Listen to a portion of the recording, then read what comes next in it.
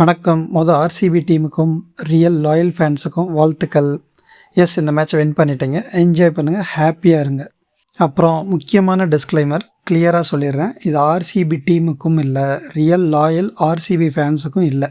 முக்கியமாக இது எந்த மனிதரையும் புண்படுத்துவதற்கு இல்லை. வெறுப்பை மட்டுமே ஜெர்சிக்குள்ளே வச்சு ஒளிஞ்சு சுற்றிக்கிட்டு இருக்க நல்ல உள்ளங்களுக்கு மட்டுமே. ஒரு சில போராளிகள் ஸ்டேடியங்குள்ளேயும் வெளியேயும் உங்கள் எக்ஸ்ட்ராடினரி ஸ்கில்ஸை ஷோ பண்ணுறீங்க. ரொம்ப கேவலமாக இருக்குது. மனுஷனா இல்லை, மனுஷன் மாதிரி இருக்க ட்ரை பண்ணுங்கள். அப்புறம் ஆர்சிபி மேனேஜ்மெண்ட், நீங்களும் நிறைய லேர்ன் பண்ண வேண்டியது இருக்குது. சிஎஸ்கே ஜெர்சியை ஸ்டேடியம்குள்ளே போட்டுட்டு போகிறதுக்கு அலோவ் பண்ணுறதுல உங்களுக்கு அப்படி என்ன கஷ்டம்னு தெரியல.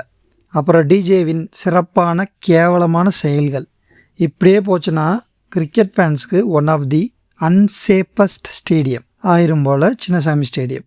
ஓகே, இப்போது இந்த மேட்ச்சில் நம்ம சிஎஸ்கே பாசிட்டிவ்ஸை பார்ப்போம்.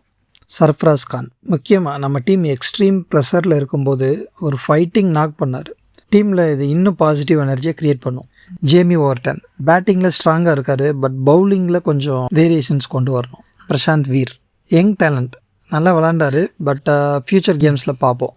அன்ஷுல் கம்போஜ், இவர் ஒருவேளை இயர்லியராக விக்கெட்ஸ் வேகமாக போச்சுன்னா இவரை இன்னும் கொஞ்சம் டாப்பில் விளையாட வைக்கலாம். சிவம் தூபே நல்லா ஸ்டார்ட் பண்ணார், பட் அன்லக்கிலி அவுட் ஆகிட்டார். இனிமேல் ஒரு 2 hours வரை கொஞ்சம் பொறுமையாக ஏரில் அடிக்காமல் விளையாடினார்னா அதுக்கப்புறம் நம்ம டேஞ்சரஸ் தூபேவை பார்க்கலாம். ஓப்பனிங்கில் விக்கெட்ஸ்லாம் வேகமாக விழுந்தாலும் கூட நம்ம 200+ ஸ்கோர் பண்ணியிருக்கோம், அதுவும் சேசிங்கில் அடிச்சிருக்கோம். இது நம்ம டீமுக்கு ஒரு பெரிய ப்ளஸ் தான். நெகட்டிவ்ஸ் பார்த்தோன்னா பவுலிங் அண்ட் ஃபீல்டிங்கில் கண்டிப்பாக ரொம்ப இம்ப்ரூவ்மெண்ட்ஸ் வேணும். Slow runs plus white yorkers நல்லா ப்ராக்டிஸ் பண்ணணும். ஃபீல்டிங்கில் நல்லா இம்ப்ரூவ் பண்ணணும்.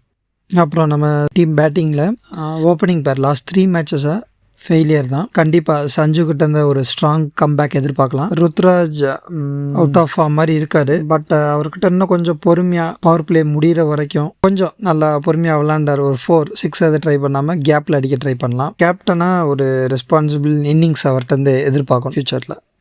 அப்புறம் Karthik Sharma 19 years old youngster, talent இருக்குது, பட் ஐபிஎல்ல இன்னும் கொஞ்சம் அவருக்கு கான்ஃபிடென்ஸ் வேணும், ஏன்னா அவர் மேலே ரொம்ப ப்ரெஷர் இருக்குது. அப்புறம் ஃபியூச்சர் சேஞ்சஸ் தலை தோனி, அப்புறம் டிவால் பிரேவிஸ் இவங்களோட ரிட்டர்ன் பேக் டு டென், அதுக்கு தான் ரொம்ப ஈகராக வெயிட் பண்ணிருக்கோம். ஊர்வில் பட்டேல் அப்புறம் அகில் ஹுசைன் ஃபியூச்சர் கேம்ஸில் பிளேயிங் 11ல் வந்தாலும் வரலாம், கொஞ்சம் ட்ரை பண்ணி பார்க்கலாம்.